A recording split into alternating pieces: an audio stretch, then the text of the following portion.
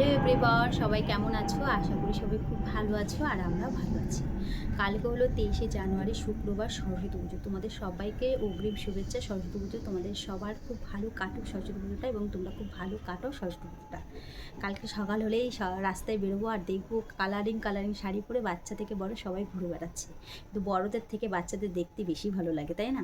তো ওদের দেখার তো একটা আনন্দ রয়েছে, আর তার সাথে সাথে আমাদের বাড়িতে রয়েছে তিনজন বাচ্চা, তাদেরকেও শাড়ি পরিয়ে আমরা নিয়ে বেরোবো ঘুরতে, সেই আনন্দও রয়েছে। আর আমাদের বয়সী যে সমস্ত বাচ্চারা যাদের যাদের বাড়িতে রয়েছে, প্রত্যেক বাড়িতে দুর্গাপুজোর মতো কিন্তু একটা কেনাকাটা ছোটোখাটো ধুমও রয়েছে, মানে ব্যস্ততা রয়েছে যে কোন বাচ্চা কী শাড়ি পরবে, তার সাথে কী ম্যাচিং ব্লাউজ হবে, কীরকম সাজানো হবে। তার বাবা মাদের তো ডিমান্ড রয়েছে, চিন্তা রয়েছে, তার সাথে বাচ্চারাও প্রচুর কিছু ডিমান্ড করে বসে রয়েছে, আর সেগুলো আমাদেরকে এখন পূরণ করতেও হচ্ছে। তো সেরকম আমাদের বাড়ির বাচ্চারা টুকটাক ডিমান্ড রয়েছে, সেগুলো পূরণ করতে হচ্ছে আর কি। তো সেটা একটা আনন্দে আলাদা। তবে আমাদের ছোটোবেলায় তো বাবা মারা এত ডিমান্ডিং ছিল না, যেরকম আমরাও বাচ্চারা ডিমান্ডিং ছিলাম না। আর এখনকার এই যুগে দাঁড়িয়ে আমরা বাবা মারা প্রচুর ডিমান্ডিং, মানে আমাদের বাচ্চারা কী ভাববে তার থেকে দ্বিগুণ আমরা ভেবে বসে রয়েছি যে আমাদের বাচ্চারা কী শাড়ি পরবে, কী ব্লাউজ পরবে, কোন ওকেশনে কোন জিনিসটা পরবে। একটা জিনিস বারবার পরানো যাবে না, এটা দেখে দেখে বাচ্চারাও বড় হচ্ছে, আর ওরাও সেই জিনিসটাই শিখছে। অ্যাকচুয়ালি হচ্ছে সেই কারণে মার্কেটেও এত ভালো ভালো শাড়ি ব্লাউজ পাওয়া যাচ্ছে। সব থেকে অবাক হয়েছি, শাড়ি তো প্রচুর কালেকশান রয়েছে, মানে সিল্ক থেকে জামদানি, জামদানি থেকে বেনারসি, মানে কী নেই, হাগোবা, মানে আরও অনেক শাড়ি রয়েছে যার নাম জানিও না। আগে যেরকম একটাই শাড়ি, সরস্বতী পুজো মানে একটা সিগনেচার শাড়ি ছিল, সেটা হলো লাল হলুদ শাড়ি সুতির, আর তার উপরে ওই কী বলবো সবুজ হলুদ দিয়ে ডিজাইন করা ফুল পাতা আঁকা। আর এখন তো প্রচুর কালেকশান শাড়ি। আর তার থেকে বেশি অবাক হয়েছে কি জানো তো, ব্লাউজ যেটা বাচ্চাদের আগে শুধু হতো, সেটা হলো গিয়ে লাল হলুদ ব্লাউজ পাওয়া যেত, হয় ঘটি হাতা না হলে 3/4 হাতা কুচি দেওয়া। পরশু দিন বাজারে গিয়ে দেখছি, তোমাদের সাথে এই ভিডিওতে আমার একটা ছবি শেয়ার করে দেবো, ওই সেম ব্লাউজ, মানে ওই ছবিতে যে ব্লাউজটা আমি পরেছি সেম ব্লাউজের ব্লাউজ দেখি বাচ্চাদের জন্য বেরিয়েছে। আর বড় বাচ্চা হলেও হয়, মানে আমার মেয়ের বয়সী বাচ্চাদের জন্য ওই সমস্ত ব্লাউজগুলো বেরিয়েছে। আমি ভাবছি যে এই ব্লাউজগুলো কোনো না কোনো বাবা মা তাদের পছন্দ অনুযায়ী কিনে নিয়ে যাবে বাচ্চাদের জন্য। আর কালকে সেই বাচ্চাদেরকে দেখবো রাস্তায় ঘুরে বেড়াতে, যে মানে আমরা বাবা মারা এখন কত বেশি ডিমান্ডিং, যে আমাদের মতো করে ওই সেম ডিজাইনের ব্লাউজও বাচ্চাদের এখন বানিয়ে দিতে হয়।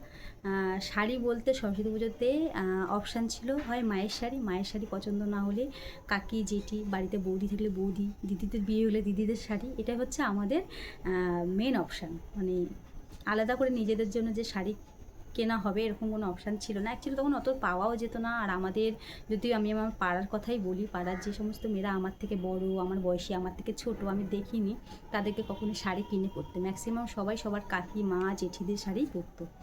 তো তো তখন ছোটোবেলায় সরস্বতী পুজো আসলে এখনকার বাচ্চাদের যখন ডিমান্ড যে এই বছর এরকম একটা শাড়ি কিনতে হবে, এইরকম একটা শাড়ি কিনে দিতে হবে, মা বাবাকে গিয়ে আবদার করে। আর আমাদের সময় ডিমান্ড হতো, দেখি মানে দেখতাম কোন ওকেশানে আমার মা কী শাড়ি পরেছে, কি কাকি শাড়িটা কীরকম, বা যার শাড়িটা পছন্দ হতো তাকে গিয়ে বলতাম সরস্বতী পুজোর আগে আগে ডিমান্ড করবেন, তার কাছে গিয়ে আবদার জানাতাম যে এই শাড়িটা কিন্তু সরস্বতী পুজোতে আমাদেরকে পরতে দিতে হবে। আর তারাও কিন্তু পরতে দিত, এমন না যে, যদিও বা আমাদের দুই বোনকে কখনোই আমাদের সেইভাবে কাকি জেঠিদের শাড়ি পরতে হয়নি, কারণ আমার মায়ের যে শাড়িগুলো ছিল আমরা সেই শাড়ি পরতাম, বা আমার মায়ের শাড়িগুলো সবসময় আমাদের পছন্দ হতো। আর আমার মাকে একটা জিনিস দেখতাম, সারা বছর আমাদেরকে শাড়ি পরতে দিক বা না দিক, সরস্বতী পুজোর দিনকার যেহেতু আমাদের বাড়িতে পুজো হতো, আর ওই দিনটায় আমরা শাড়ি পরতে চাইলে, মানে মায়ের যত পছন্দের যত দামি শাড়ি থাকুক না কেন, ওই শাড়ি যদি আমরা দুই বোন কেউ পরতে চাইতাম, মা কখনো না বলতো না। ওই দিন ওই শাড়িটা মা আমাদেরকে পরতে দিত বা পরিয়ে দিত, বা মাও আনন্দ পেত। ওই একটা দিন আমি দেখতাম মা একদম মন খুলে মায়ের সমস্ত শাড়ি আমাদের দিতে পছন্দ, মানে চাইতো আর কি, যেটাই চাই না কেন। মা একবারও বলতো না যে এই শাড়িটা তুমি পরতে পারবে না, এই শাড়িটা নতুন, আমি একবারও পরিনি, তোমাকে পরতে দেওয়া যাবে না।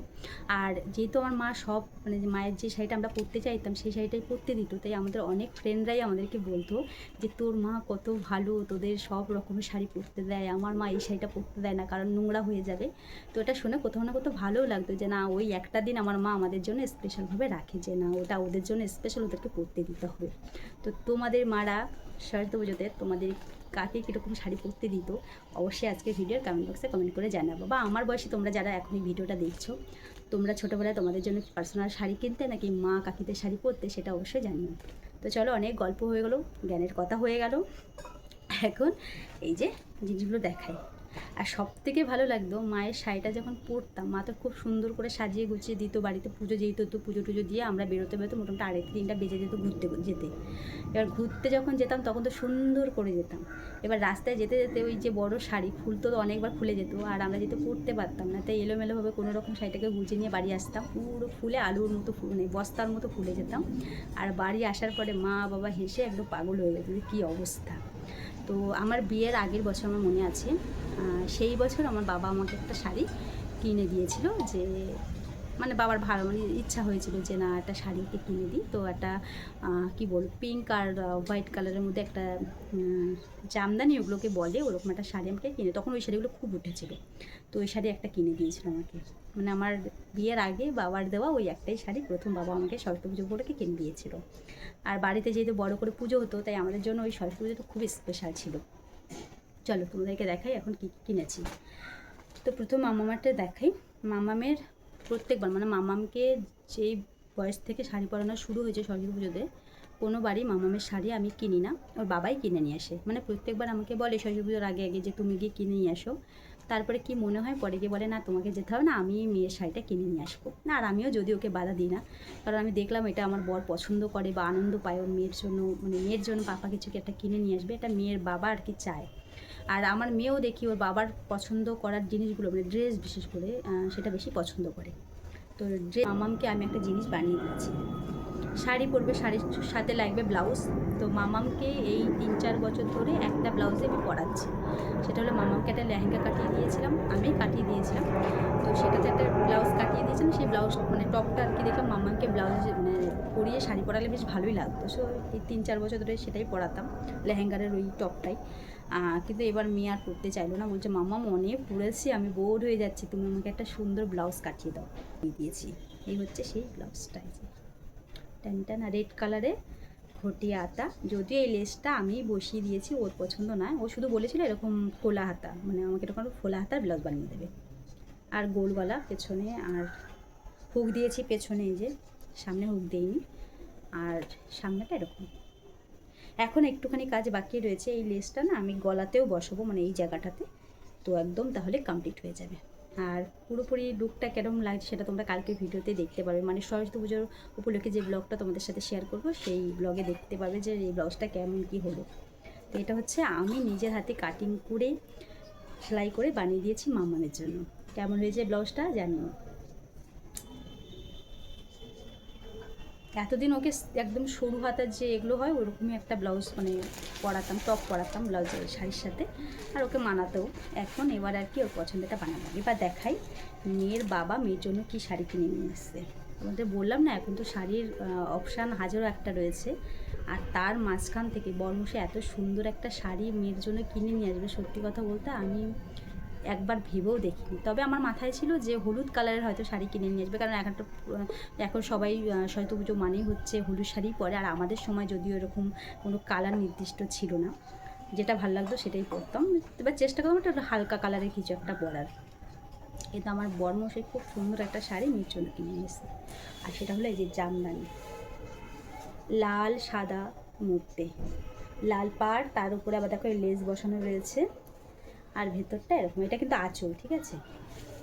আর এই ব্লাউজটা কিন্তু একেবারে শাড়ির ম্যাচেন আমি বানাইনি। আমি জানি যে সরস্বতী পুজোর উপলক্ষে সবাই যেহেতু হলুদ শাড়ি পরে, আর এর আগে আমার মেয়ে যতগুলো শাড়ি পরেছে সব কটা হলুদ লালের মধ্যেই পড়েছে, তো আমি জানি যে ওর বাবা সেটাই নিয়ে আসবে। আমি কালারও বলে দিইনি, কিন্তু বাজারে গিয়ে নাকি ওর এটা পছন্দ হয়েছে, তো ওটা নিয়ে এসছে। তো শাড়িটার সাথে দেখলাম এখন ম্যাচ হয়েই গেছে, কারণ শাড়িতে তো লেস বসানো আছে আর ব্লাউজও বসিয়েছি। হচ্ছে শাড়ির আঁচলটা, আর এটা হচ্ছে ভেতর, এই যে ভেতরটা।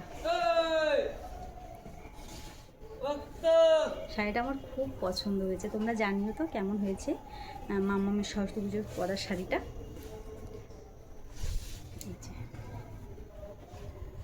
মামামের সরস্বতী পুজোর শাড়ি আর যে ব্লাউজ।